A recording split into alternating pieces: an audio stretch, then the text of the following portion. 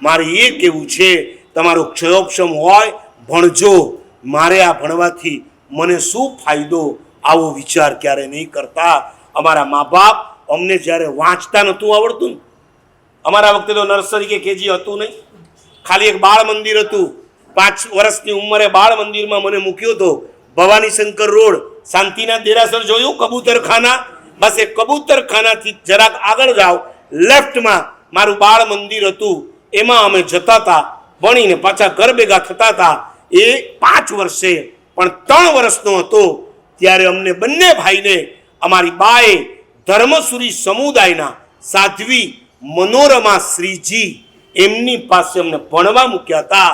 અને વાંચતા નહોતું આવડતું ત્યારે આ બા મહારાજે મને 2 પ્રતિક્રમણ બાય હાર્ટ કરાવ્યું.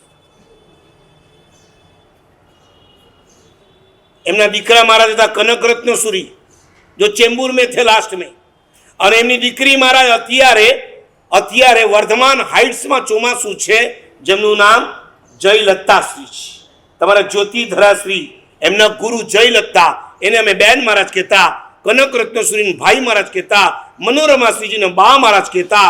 3 વર્ષની ઉંમરે જ્યારે અમને વાંચતા નહોતું આવડતું, પોતે બોલે નમો અરિયંતાણમ, અમે બોલીએ નમો અરિયંતાણમ.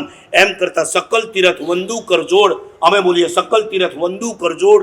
2 પ્રતિક્રમણ વાંચતા નહોતું આવડતું, બાય હાર્ટ, નો ડાઉટ. પીપર, ચોકલેટ, બિસ્કિટ, આ બધાની લાલચ ખરી.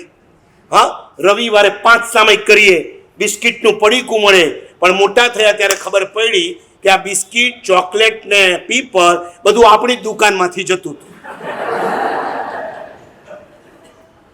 પણ આપણા પિતાજી આપે અને સાધ્વીજી કે સાધુ મહારાજ આપે, સાચું બોલો, આનંદ શેમાં આવે?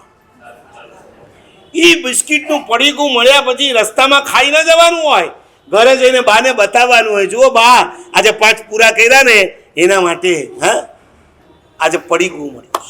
ભણો, કોઈને ભણાવો, તમારા અજ્ઞાનને ખપાવવું હોય, કોઈ સાધુ અને સાધ્વીજી કોઈ પંડિતજીની પાસે ભણતા હોય, એના મહિનાના પગારનો લાભ તમે લો.